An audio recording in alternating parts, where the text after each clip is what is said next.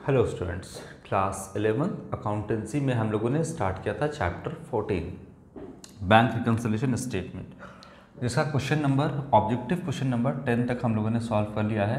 आज हम स्टार्ट करेंगे क्वेश्चन नंबर 11 से। तो यहाँ पर हम छोटा सा आपका कैश बुक समझाने के लिए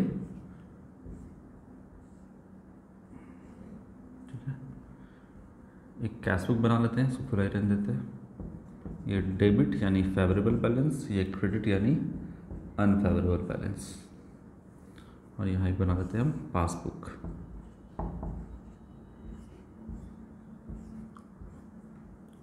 क्रेडिट मतलब फेवरेबल बैलेंस और डेबिट मतलब अनफेवरेबल बैलेंस। और यहाँ हम बना लेते हैं आपका BRS,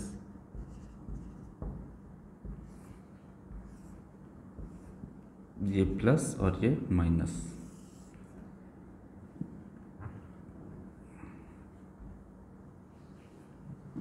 क्वेश्चन नंबर 11 क्या कहता है?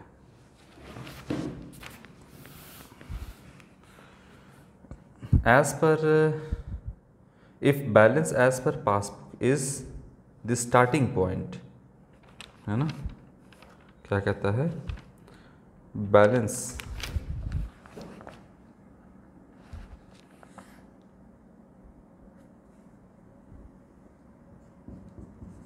if balance as per passbook, balance as per passbook is the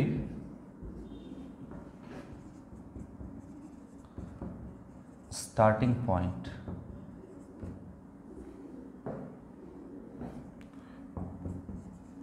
then uncollected checks are uncollected checks are a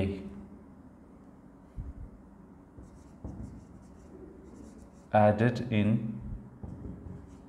BRS bank reconciliation statement, B minus होगा subtracted in BRS, क्या हम add करेंगे minus करेंगे, C ignored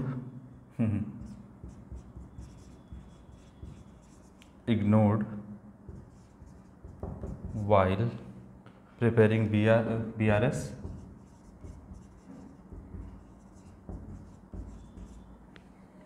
और D कहता है आपका none of this.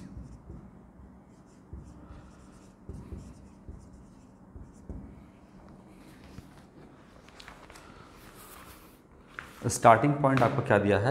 Starting point दिया हुआ है आपका पासबुक जो है आपका, वो स्टार्टिंग पॉइंट गिवन है आपका, ठीक है। और क्या कहता है कि किसे हम ऐड करेंगे या सब्सट्रैक्ट करेंगे, क्या करेंगे, है ना? तो देखो क्या है यहाँ पर, पासबुक स्टार्टिंग पॉइंट दिया है, तो हम कहाँ पहुँचेंगे? पासबुक का क्या बोला है, फेवरेबल या अनफेवरेबल? तो अनफेवरेबल नहीं कहा है, ओवरड्राफ्ट नहीं कहा है, इसका मतलब फेवरेबल बैलेंस है। तो हम कहाँ पहुँचेंगे? आपका टारगेट बुक कैश बुक पे। तो कैश बुक में अगर प्लस होगा तो प्लस करेंगे, माइनस होगा तो माइनस करेंगे, ठीक है। तो अनकरेक्टेड चेक,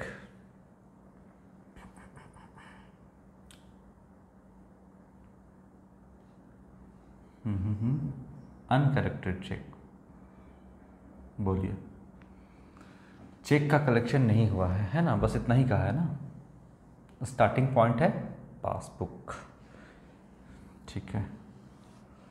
तो हमको क्या देखना है? कैश बुक देखना है। कैश बुक में प्लस है तो माइनस, प्लस है तो प्लस, माइनस है तो माइनस करेंगे हम।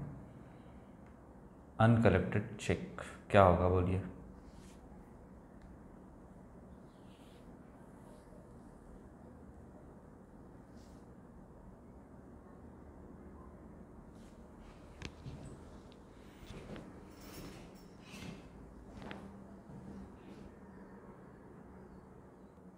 ठीक है, तो अनकलेक्टेड चेक का मतलब क्या?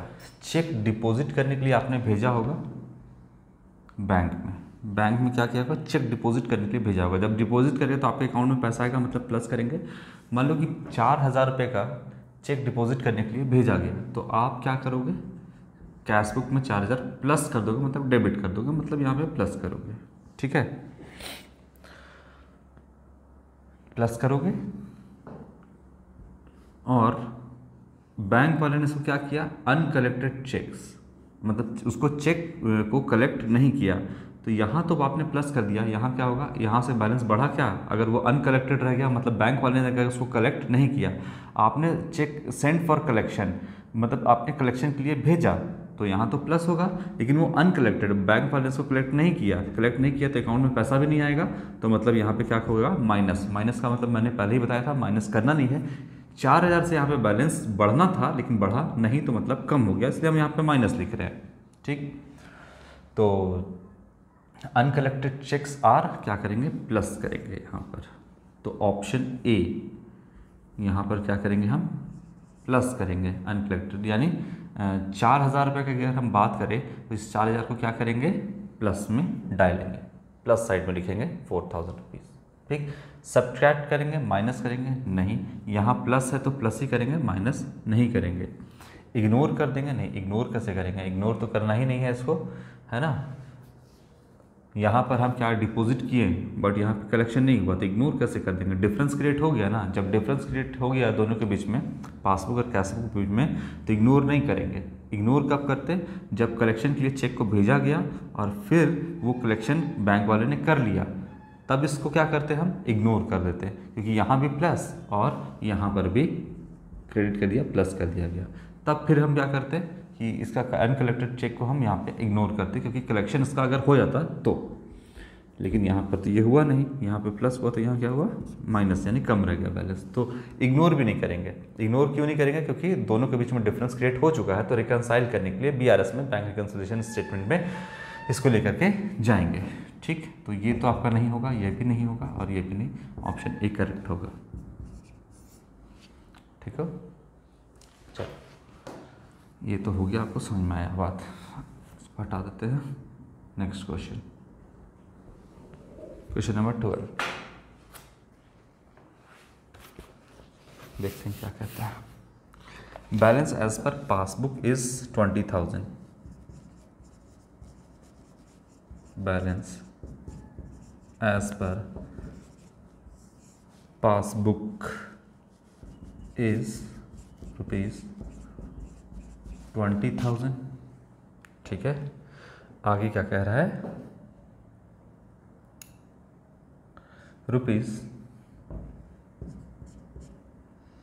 ₹4,000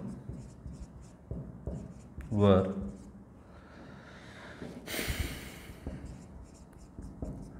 directly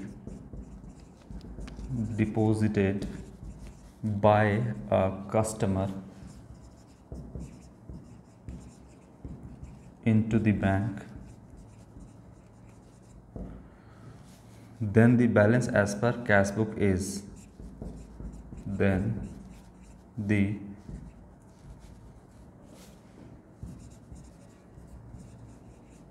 balance as per cash book is A, ₹24,000, B, ₹18,000, C, ₹16,000 और D, ₹20,000। बोलिए 12 का क्या होगा आपका, चलिए बनाते हैं, इसको इधर लिखते हैं, बाय अ कस्टमर। सब कुछ आ रहा है ना। चलिए इसको देखते हैं कैसे बनता है ये। Balance as per passbook given है आपका, तो पासबुक का फेवरेबल बैलेंस गिवन है, तो कैश बुक आपका हो गया टारगेट बुक, यानी कैश बुक में प्लस होगा तो प्लस में जाएगा, माइनस होगा तो माइनस में जाएगा। अब पासबुक का आपका पहले से बैलेंस गिवन है, यानी balance as per passbook. Favourable balance है, अनफेवरेबल तो नहीं लिखा है, यानी प्लस में होगा आपका 20,000 रुपीज़। अब क्या कहता है कि 4,000 were directly deposited by a customer into the bank. Bank वाला ने मतलब कैश जो है डायरेक्टली डिपॉजिट किया गया एक कस्टमर के द्वारा, तो डायरेक्ट बैंक में डिपॉजिट कर गया तो यहाँ तो प्लस होगा, यानी कितना 4,000 ना, 4,000 डायरेक्टली डिपॉजिट किया गया तो यहाँ पर आपका क्रेडिट कर देगा बैंक वाला आपको। लेकिन हमें पता चला क्या, कैश बुक हम मेंटेन कर रहे हैं बिजनेस में, हमें पता नहीं चला। इसका मतलब यहाँ पर बैलेंस 4,000 से कम होगा, कम हो जाएगा, मतलब यहाँ पे माइनस नहीं हो जाएगा, यहाँ पर आपका उतना से बढ़ना था लेकिन उतना से कम हो गया, तो हम इसलिए इसको माइनस में लिख रहे हैं। तो देखिए माइनस में है तो माइनस में जाएगा 4,000, क्योंकि कैश बुक में प्लस तो प्लस, माइनस तो माइनस, क्योंकि टारगेट बुक आपका कैश बुक है। आप पासबुक को कैश बुक से कंपेयर कर रहे हो, तो कैश बुक में प्लस तो प्लस, माइनस तो माइनस, अभी माइनस है तो माइनस में जाएगा, है ना। यहाँ पे आप रीज़न दीजिएगा, directly deposited bye a customer, यहाँ पे आप लिख दीजिएगा, पूरा प्रॉपर बनाइएगा तब, अभी तो आपको टिक करना है, ठीक है। कैश बुक का बैलेंस पूछता है तो यहाँ पर लिखेंगे डेबिट बैलेंस, क्योंकि फेवरेबल बैलेंस दिख रहा है यहाँ पर, debit balance as per cash book कितना हो जाएगा, तो 20 में से 4 तो माइनस हो गया, तो 16,000 रुपये आपका बैलेंस दिखाएगा कैश बुक में। तो देखिए पासबुक में 20 दिखा रहा है और कैश बुक में 16 दिखा रहा है, क्यों दिखा रहा है, रीज़न क्या है, तो ये डायरेक्टली एक कस्टमर ने डिपॉजिट कर दिया, ये है रीज़न दोनों के बीच में डिफरेंस का, कि दिखा रहा है पासबुक में आपका 20 और कैश बुक में दिखा रहा है 16। अब 16 क्यों दिखा रहा है, क्योंकि एक कस्टमर ने डायरेक्टली डिपॉजिट कर दिया तो यहाँ का बैलेंस बढ़ गया, लेकिन यहाँ का बढ़ा क्या, नहीं, तो ये रीज़न है आपका 4,000, जिसकी वजह से डिफरेंस क्रिएट हो रहा है, जो कि अब हमको पता चल गया क्या बना करके, BRS बना करके। तो बोलता है कि कैश बुक में कितना बैलेंस है, तो कैश बुक में चूंकि प्लस में बैलेंस आया ना, देखिए यहाँ प्लस इधर माइनस, तो प्लस में आया तो फेवरेबल बैलेंस आया, तो डेबिट बैलेंस एज पर, देखिए plus balance as per cash book, यानी debit balance as per cash book 16,000 हुआ आपका। तो कितना होगा आपका सी नंबर, 16,000 रुपये। ऑप्शन सी आपका करेक्ट ऑप्शन होगा। कोई दिक्कत इसमें नहीं। चलिए क्वेश्चन नंबर 13 की तरफ मूव करते हैं, ये एक बार आप देख लो।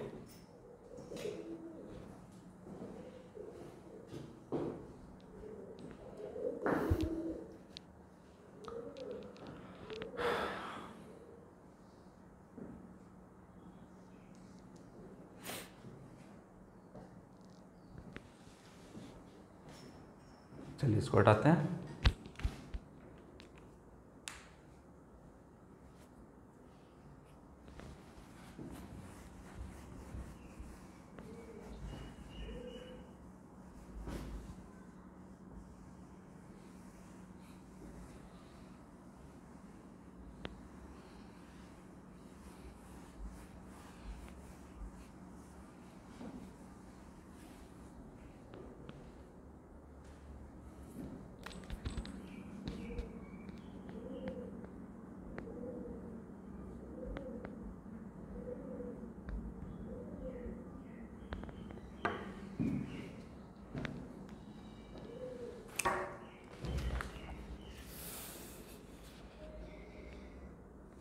Question number 13,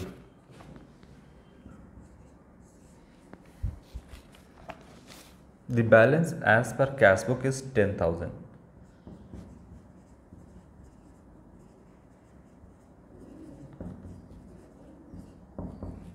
cash book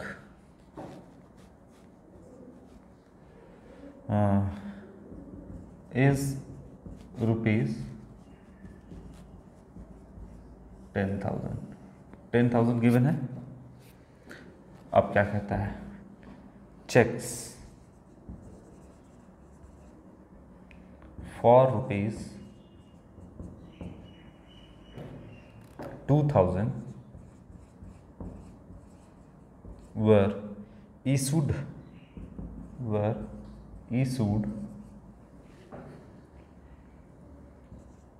but not presented for payment.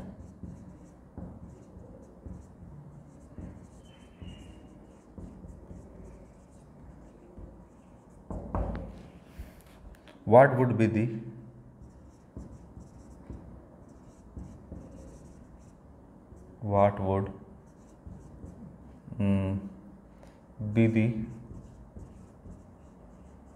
balance as per passbook? Option A, rupees 10,000, B, rupees 2,000, C, rupees 12,000, और D, none of these. बोलो।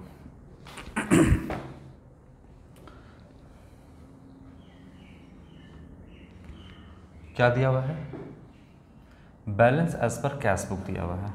कुछ बोला है अनफेवरेबल, फेवरेबल? नहीं, इसका मतलब वो फेवरेबल ही बैलेंस है। अपने मतलब अनफेवरेबल या ओवरड्राफ्ट कैसे मान ले? तो favourable balance as per cash book given है।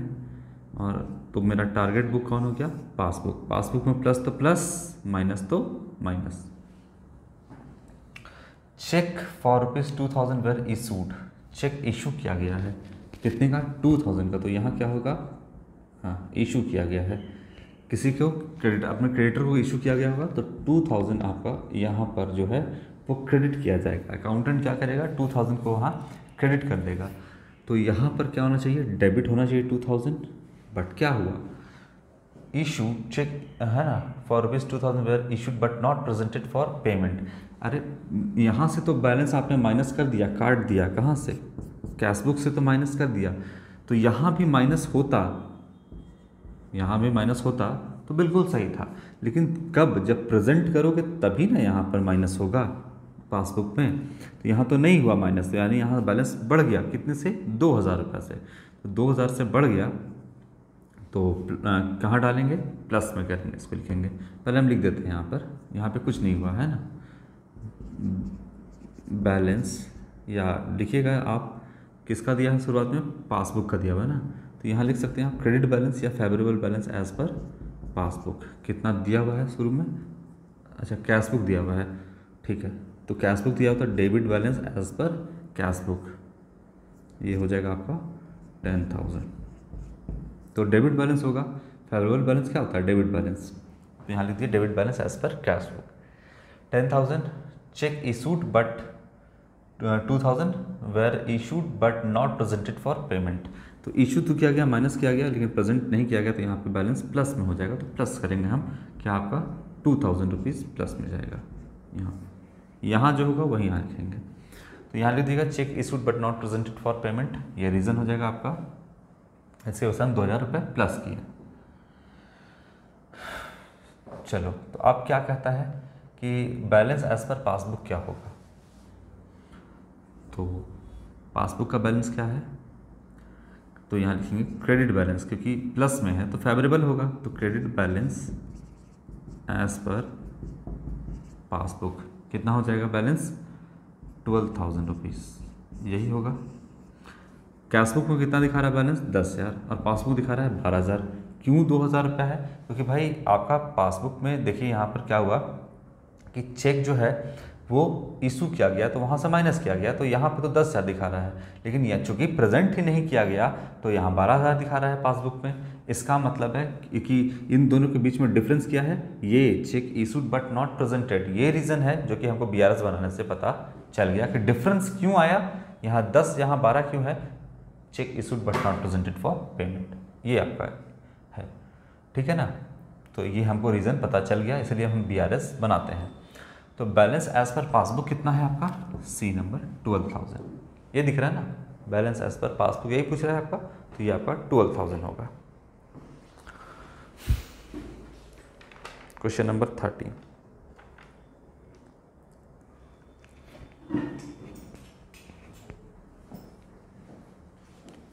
इसके बाद क्वेश्चन नंबर 14 देखते हैं क्या है आपका।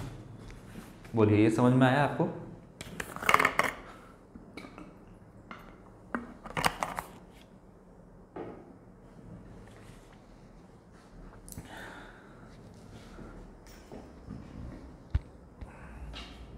Next question,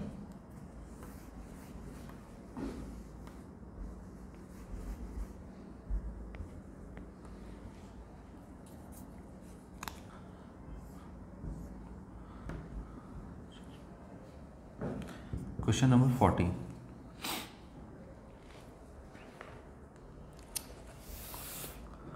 bank reconciliation statement is prepared on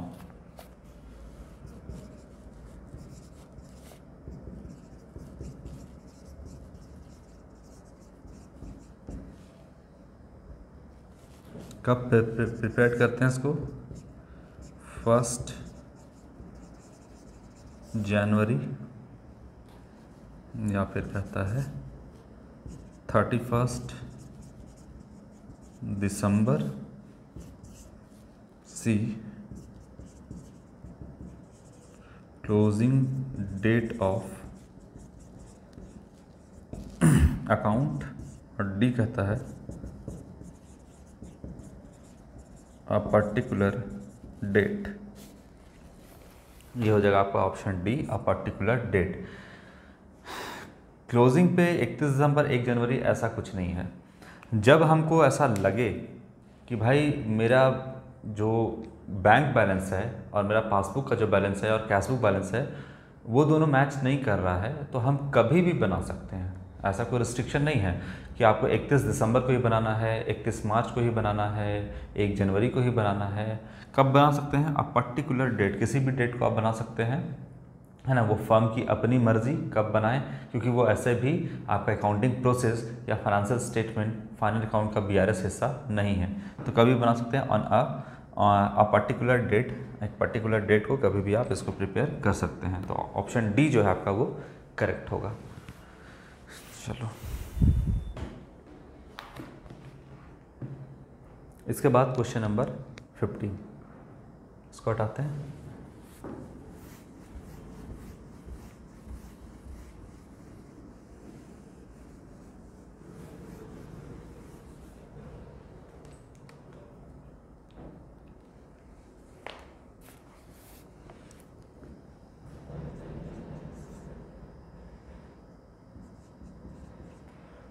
For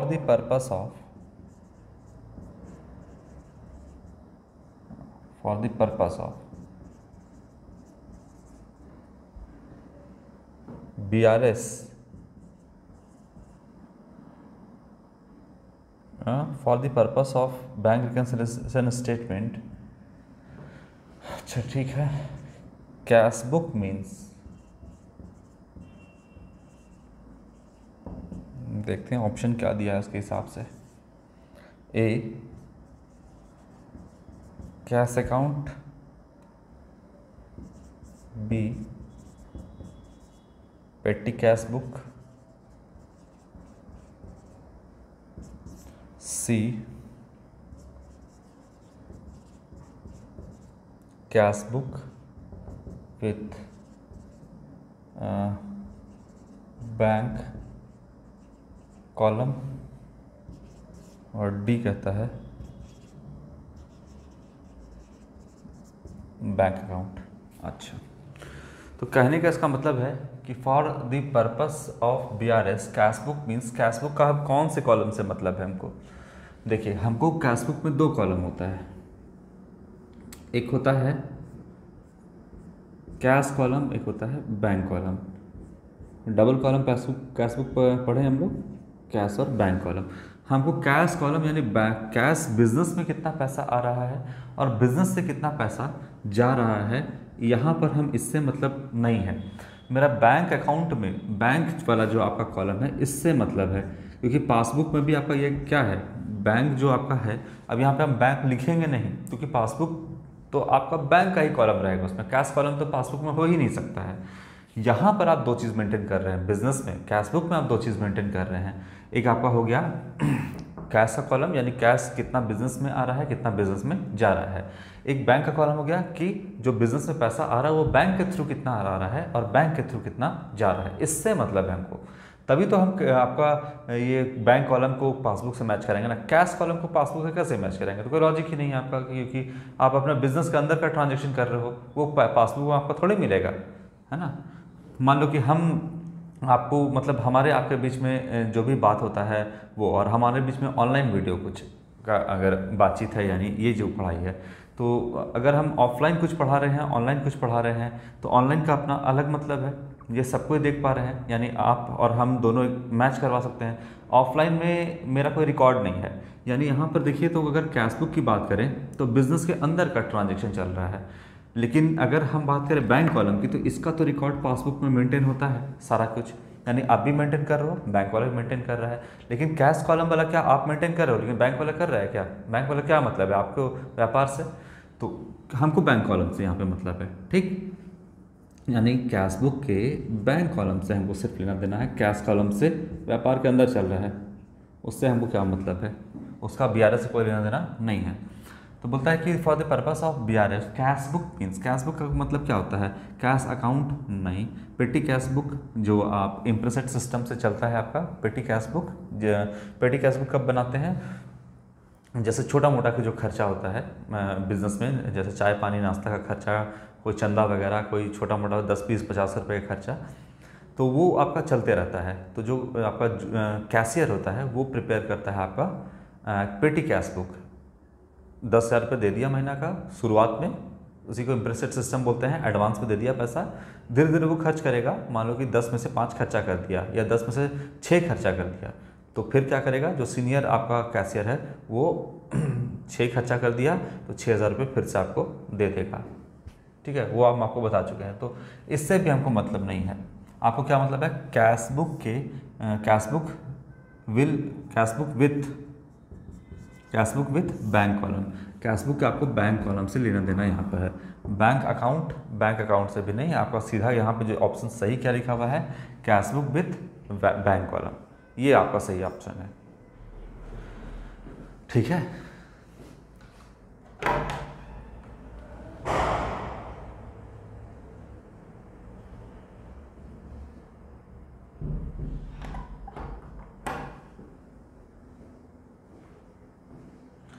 चलिए एक क्वेश्चन इसमें और देख ले या इतना ही रहने दे आज। चलो क्वेश्चन नंबर 15 पर ही आज छोड़ते हैं, कल जो है आपका स्टार्ट करेंगे हम नेक्स्ट वीडियो में क्वेश्चन नंबर 16 से, और फटाफट सॉल्व करेंगे, जितना जल्दी हो सके इस चैप्टर को ख़त्म करेंगे। और देखिए ये चैप्टर आपका छोटा है नहीं, और आप इसको प्रैक्टिस सिर्फ इसी बुक से नहीं करिएगा, आप जहाँ से इसको मिलेगा आप प्रैक्टिस कर लीजिएगा। लेकिन सबसे पहले जो ज़्यादा ज़रूरी है वो BRS यानी बैंक रिकन्सिलिएशन स्टेटमेंट का सारा प्रैक्टिकल क्वेश्चन आपको सॉल्व करना होगा, तब आपको ये चैप्टर का जो ऑब्जेक्टिव क्वेश्चन है उसको आप ठीक से सॉल्व कर पाओगे। तो आज के लिए इतना ही बच्चों, थैंक यू।